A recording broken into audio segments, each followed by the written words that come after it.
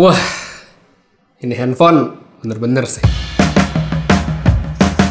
Hai, apa kabar semuanya, balik lagi dengan Putu Reza. Dan buat kalian yang lagi cari handphone baru dengan kemampuan kamera yang wah banget, kamu masih tahu sama handphone yang satu ini. Ya, ini dia adalah Vivo X100 Pro yang baru aja rilis barengan X Fold 3 Pro dan X100 minggu lalu. Yang lipat-lipat udah sempat saya bahas minggu lalu, itu handphone cakep banget. Jadi kalau belum lihat, langsung aja cek linknya di deskripsi, tapi ntar abis nonton video yang satu ini. Oke, jadi ini dia Vivo X100 Pro. Ini emang peruntukannya beda ya dari yang Fold kemarin. Dia adalah seri flagship konvensional yang segmennya berbeda. Jadi kalau misalnya mau dimenang-meningin sama X100 Pro atau misalnya X Fold 3 Pro, ya itu sebenarnya udah nggak cocok ya. Tapi ya tetap keduanya punya satu kesamaan, yaitu ini adalah perangkat yang menawarkan kesan premium yang bener-bener mewah. Ya walaupun si X100 Pro ini nggak bisa dilipet, tapi begitu dilihat apalagi dipegang langsung berasa ini tuh smartphone mahal. Tampilan back covernya mewah dengan warna hitam seperti ini, build quality-nya solid, ukuran relatif standar handphone masa kini, bobotnya juga masih di kisaran 220-an gram. Sertifikasi tahan air dan debu juga ada, jadi nggak dilewatin sama Vivo. Palingan yang menurut saya nggak penting dari keseluruhan desain handphone ini tuh adalah tulisan Extreme Imagination yang ada di bagian bawah kamera. Apalagi fontnya tuh beda sendiri ya, seperti yang bisa dilihat sekarang. Dan untungnya itu bakal gampang ketutupan sama casing, jadi gampang dilupain lah sebenarnya. Habis itu kalau kita ngelihat ke bagian kameranya juga, ya ini kayak nggak simetris sebenarnya, tapi menurut saya tetap keren karena kata Vivo dia terinspirasi dari gerhana, jadi memang tidak full ya. Jadi di bawah kamera tuh masih ada bagian untuk tulisan kameranya dan bisa dilihat seperti sekarang, detail-detail kecil tapi menurut saya menarik dan tetap bikin perangkatnya kelihatan mewah. Habis itu buat desain kameranya sendiri, opini saya sebenarnya mirip-mirip dengan X Fold 3 Pro yang kemarin, dimana desain bulat besar seperti ini nggak buat semua orang. Ya, dia nggak rata pas ditaruh di meja dan gampang kepegang-pegang sama tangan. Cuma bedanya di X100 Pro, saya sebenarnya sangat bisa memaklumi lingkaran kameranya besar, soalnya dari segi teknologi ini emang mantep. Apalagi buat mereka yang udah minat dan bahkan nanti ya beli si X100 Pro ini, saya yakin banget itu adalah orang-orang yang emang mau sama kameranya. Sehingga desain kayak gini harusnya nggak jadi masalah. Nah, balik lagi ke soal spesifikasi, saya berani bilang spek saya itu mantep karena ya emang begitu gitu. Lihat aja nih speknya. Lensa utama dia punya sensor Zeiss 1 inci, terus ada super wide angle serta telefoto dengan jarak optikal 100 mm atau 4,3x ya kalau kita lihat di aplikasi kameranya. Buat yang tanya, satu lagi nih di bawah apaan sih gitu? Saya juga tidak tahu ya karena di website Vivo pun tidak dicantumin.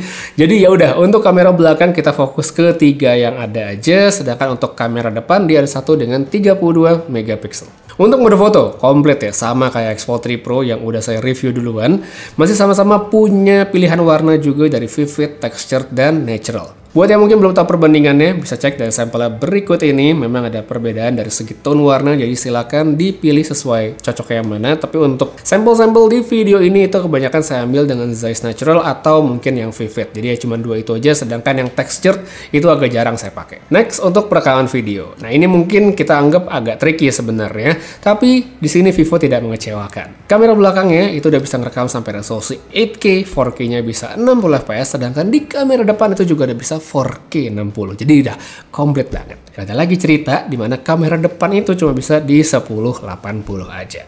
So, langsung aja sekarang kita lihat hasil foto. Sebenarnya saya agak bingung pingin sortir foto di review kali ini karena ini adalah salah satu handphone dengan sampel foto yang banyak banget. Ya nggak cuma banyak, tapi saya juga banyak banget yang suka karena emang kameranya semenyenangkan itu buat digunakan.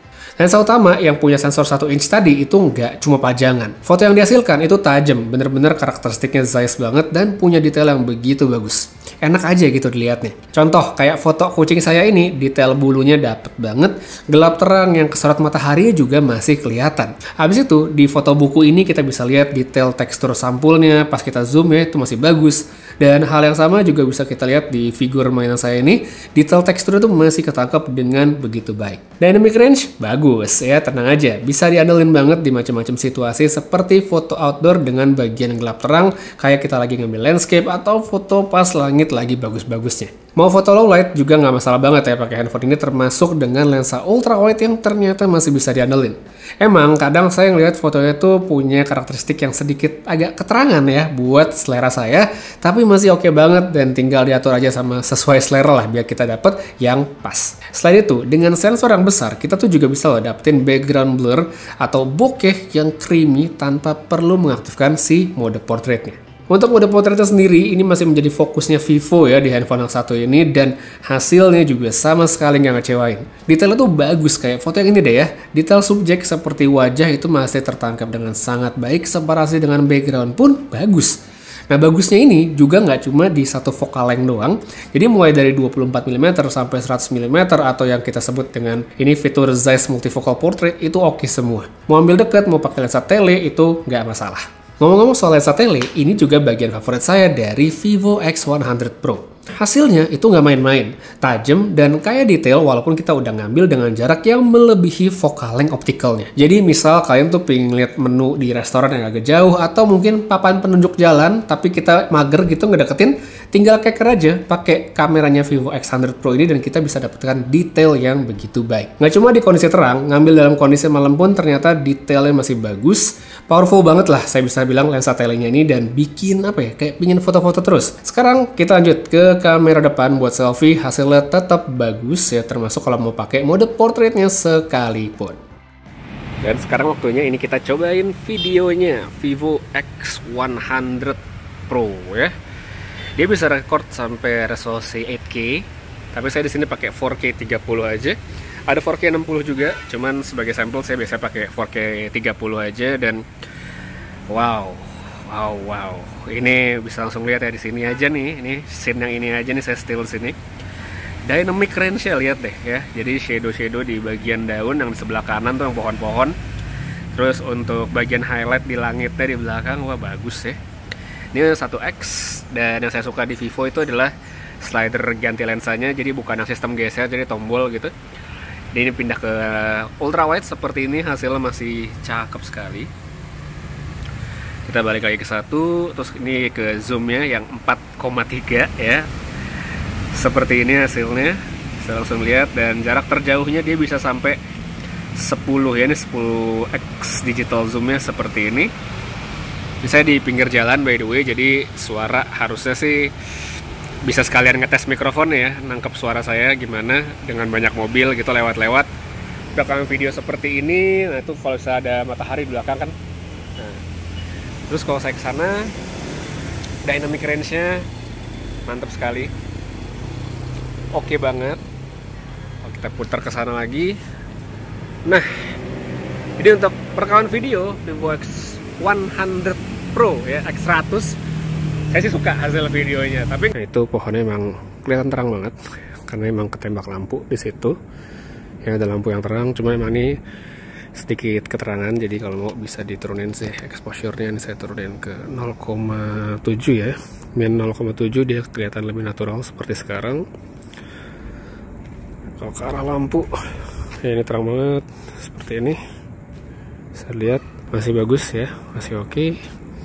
By the way untuk lensa telenya, kalau untuk di kondisi low light seperti ini ya untuk video. Jadi kalau untuk kondisi low light sebaiknya tidak usah digunakan ya, pakai yang satunya aja karena hasilnya bagus. Sampel di dalam ruangan hasilnya seperti ini ya. Jadi kalau misalnya low light seperti ini dengan pencahayaan lampu kamar yang redup ya, sebenarnya masih bagus. Bisa lihat nih detail-detail dari legonya masih ketangkep ya, masih bagus detail dari legonya. Di sini juga bisa lihat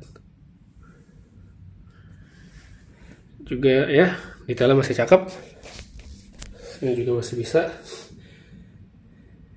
Dan di sini untuk objek yang warnanya sedikit lebih gelap.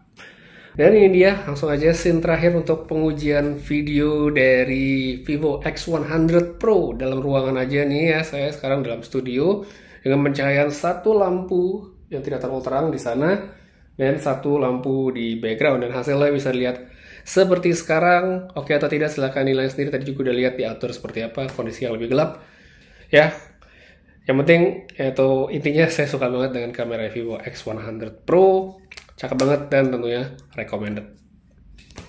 Ya, selesai juga kita ngomongin kameranya. Lumayan panjang, tapi wajar sih karena emang kan nilai jual dari produknya. Dan memang si Vivo X100 Pro ini ngedeliver dengan sangat baik. Jadi sekarang lanjut aja kita ke bagian spesifikasi. Di sini Vivo X100 Pro dia punya layar yang bagus dengan ukuran 6,78 inci, panel AMOLED, refresh rate yang 120 Hz, DCI-P Tricolor Gamut, terus ada HDR, udah ada semua. Memenuhi syarat untuk sebuah layar handphone flagship. Untuk dapurnya dia ditenagai dengan chipset Dimensity 9300. Ini adalah chipset yang menarik sekali karena dia punya konfigurasi 8 core namun semuanya adalah core besar. Kan biasanya kalau chipset tuh ada core besar, ada core kecil. Nah ini tuh nggak gede semua. Kemudian buat RAM dan kapasitas penyimpanan handphone ini hanya ada satu versi aja yang hadir di Indonesia, yaitu 16/512 GB yang mana itu udah gede ya dari sananya. Jadi ya udah langsung aja, sebagus apa nih kira-kira performa dari handphonenya? Seperti biasa, benchmark. Antutu dia dapat angka segini. Tinggi lah ya, standarnya 2 jutaan plus. Untuk zaman sekarang dengan performa segitu, apalagi di kelas flagship, kalau ditanya untuk pemakaian non berat, misal buat browsing, multitasking aplikasi sosmed ya, segala macamnya yang umum digunakan di luar gaming, sudah pasti nggak ada masalah sama sekali. Smartphone ini udah sangat bisa diandalkan, palingan mungkin dari segi UI atau software butuh pembelajaran bagi sebagian orang, khususnya untuk utak-atik menu setting, cuman ya itu dia, balik lagi hanya perlu sedikit pembelajaran aja. Layarnya juga bagus banget secara kualitas visual, nyaman buat dilihat, bagus banget untuk multimedia seperti misalnya nonton, sensitif saat pemakaian main game, dan nggak ketinggalan punya 2 speaker. Lanjut sedikit untuk gaming ya, walaupun ini handphone bukan buat gaming sebenarnya peruntukannya, tapi tetap saya cobain aja untuk ngasih lihat gimana sih performanya kalau dikasih tugas yang berat. 3 judul game seperti biasa, saya mulai dari Mobile Legends dulu ya. Setting langsung kita gas aja yang paling tinggi dan lancar dengan catatan. Ya jadi kalau misalnya saya main tanpa mengaktifkan mode performance, FPS-nya itu bisa di awal 120 tapi dia akan turun ke 80-90-an setelah 20 menit permainan ya. Ini dalam kondisi di dalam ruangan dengan AC yang sebenarnya nggak dingin-dingin amat ya, 25-an gitu. Jadi masih oke sebenarnya. Tapi beda cerita nih kalau saya pakai mode performance yang mana FPS-nya itu ternyata bisa stabil di angka 100-an lebih ya. Ini jadi bagus dan lancar banget. Next untuk Honkai Star Rail, ya ini karena gamenya sedikit lebih berat, jadi saya akan tetap pasang hanya di performance mode aja, dan setting yang tertinggi sudah pasti hasilnya bagus dengan average di 50-an FPS. Satu lagi ya untuk benchmark zaman sekarang, Wuthering Waves ya, ini udah yang paling berat dengan setting maksimum dan performance mode. Average-nya itu dapat di 50-an, tapi kalau kita lihat grafik dia tuh naik turunnya lumayan ya. Untuk yang game terakhir ini menurut saya cukup wajar sih sebenarnya karena emang kebutuhan spesifikasi grafisnya itu agak lebay untuk sebuah game yang jalan di handphone. Habis itu, selama pengujian, suhu perangkat menurut saya tergolong adem untuk pemakaian yang intensif. Anget udah pasti apalagi pas saya nyobain Wuthering Waves ya, tapi sekali lagi dia tidak overheat. Jadi balik lagi seperti yang saya sebutin di awal tadi sebelum pengujian, sekalipun handphone ini peruntukannya bukan untuk gaming ya, mungkin jadi nggak penting juga bagi sebagian orang, tapi tetap pengujian tadi menunjukkan bahwa kemampuan handphonenya cakep dan bisa diandalkan untuk tugas yang lebih berat. Selain dari segi kencang, baterai dari handphone ini juga ternyata tetap bagus ya. Kapasitasnya besar, ekuivalen dengan 5400 mAh Blue Volt battery yang emang beda. Screen on time-nya dia lebih dari 6-7 jam dalam sekali charge, dimana juga sehari-hari saya pasti main game, jadi buat saya udah bagus banget. Ngisi baterainya juga cepet ya, nggak pakai lama dengan 100 watt. So, kesimpulannya sebenarnya sama sih kayak X-Fold 3 Pro yang kemarin, saya cuma bisa bilang welcome back sama Vivo. Dengan kehadiran kembali produk-produk flagship mereka di Indonesia ini bagus-bagus banget. X-Fold 3 Pro itu udah bagus dengan segmen foldable-nya sendiri, cakep. X100 Pro ini keren banget untuk sebuah smartphone konvensional secara bentuk, khususnya di bagian kamera. Saya suka banget sama kameranya. Sampai selama saya nyobain tuh saya berandai-andai. Andai pas saya liburan terakhir ya, kayak waktu saya ke Jepang terakhir, udah ada handphone ini, kayak fotonya bakal lebih keren lagi. Itu sih, jadi saya suka banget sama kameranya. Jadi palingan PR terbesar menurut saya untuk Vivo Indonesia ke depannya saat ini bukan lagi dari segi produk ya, karena menurut saya sudah bagus, tapi lebih ke bagaimana mereka ngebangun brand image sebagai brand dengan produk premium khususnya untuk segmen flagship. Apalagi kan tahun sebelumnya sempat absen, ada flagship, sekarang balik lagi. Semoga tahun depan dan tahun-tahun ke depannya ya tidak ada yang absen lagi. Jadi brand image dari segmen flagshipnya bisa terbangun dengan baik karena memang produknya bagus dan saya suka banget. Jadi buat kalian yang lagi mencari handphone dengan kamera yang bisa diandelin gitu, menyenangkan untuk dilihat, ini sih saya recommended banget. Ya, itu dia untuk review kali ini. Makasih banyak nonton sampai habis. Putri pamit, sampai ketemu lagi di video berikutnya. Dan seperti biasa, have a nice day.